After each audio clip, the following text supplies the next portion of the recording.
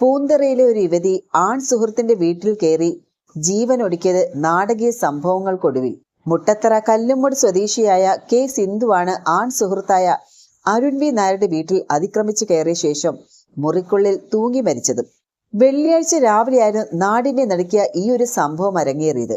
മുട്ടത്തറ വടുവത്ത് ക്ഷേത്രത്തിന് സമീപം SN നഗറിലാണ് Arun V Nair വാടകയ്ക്ക് താമസിക്കുന്നത്. വെള്ളിയാഴ്ച രാവിലെ 10-15ഓടെയാണ് സിന്ധു ഇവിടേക്കും എത്തിയത്.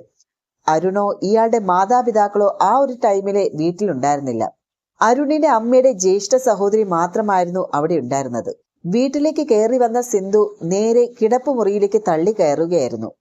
അരുണിന്റെ വല്യമ്മ യുവതിയെ തടയാൻ ശ്രമിച്ചെങ്കിലും വല്യമ്മയെ തള്ളിയിട്ടിട്ടാണ് ആ ഒരു യുവതി കിടപ്പുമുറിയിൽ കയറി വാതിൽ കുറ്റിയിട്ടത്. ഇതോടെ വല്യമ്മ ബഹളമുണ്ടാക്കി സമീപവാസികളെയെല്ലാം വിളിച്ചു വരുത്തി.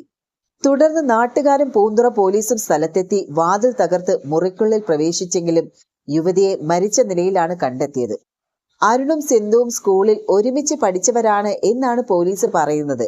സ്കൂളിലെ പൂർവ്വ വിദ്യാർത്ഥി സംഗമത്തിനിടെ ഇരുവരും വീണ്ടും കണ്ടുമുട്ടുകയും സൗഹൃദത്തിലാവുകയും ചെയ്തിരുന്നു. ഈ ഒരു സൗഹൃദം വളർന്നു. അരുണിനായി സിന്ധു പലരിൽ നിന്നും പണം കടം വാങ്ങി നൽകിയതായും ബന്ധുക്കൾ പറയുന്നുണ്ട്. അവിവാഹിതനായ അരുൺ മറ്റൊരു യുവതിയെ വിവാഹം കഴിക്കാൻ പോകുന്നു എന്ന് തീരുമാനിച്ചതോടെയാണ് സിന്ധുവിനെ പ്രകോപിക്കാനുണ്ടായ കാരണം. അരുണിന്റെ വിവാഹകാര്യം അറിഞ്ഞതിനു പിന്നാലെ ഇതേ ചൊല്ലി സിന്ധു നിരന്തരം വഴക്കുണ്ടാക്കിയിരുന്നു. കഴിഞ്ഞ ദിവസം മണക്കാട് ഭാഗത്ത് വെച്ച് ഇതേ വിഷയത്തെ ചൊല്ലി ഇരുവരും തമ്മിൽ വാക്കേറ്റവും ഉണ്ടായി. കാറിലെത്തിയ അരുണിനെ തടഞ്ഞു നിർത്തിയ സിന്ധു ഡോറ് തുറന്ന് കാറിൽ കയറുകയും സീറ്റുകൾ കുത്തിക്കീറുകയും ചെയ്തിരുന്നു. ഇത് തടയാൻ ശ്രമിച്ച അരുണിന്റെ ഇടത് കൈക്ക് കുത്തുമേറ്റിരുന്നു. ഈ ഒരു അടിപിടിക്കിടെ സിന്ധുവിനും പരിക്കേറ്റിരുന്നു.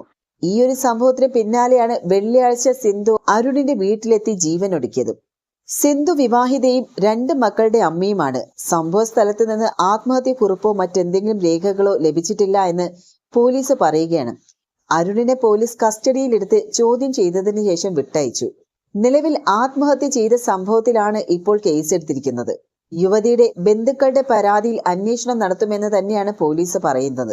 മൃതദേഹം പോസ്റ്റ്മോർട്ടത്തിനായി തിരുവനന്തപുരം മെഡിക്കൽ കോളേജ് ആശുപത്രി മോർച്ചറിയിലേക്ക് മാറ്റി.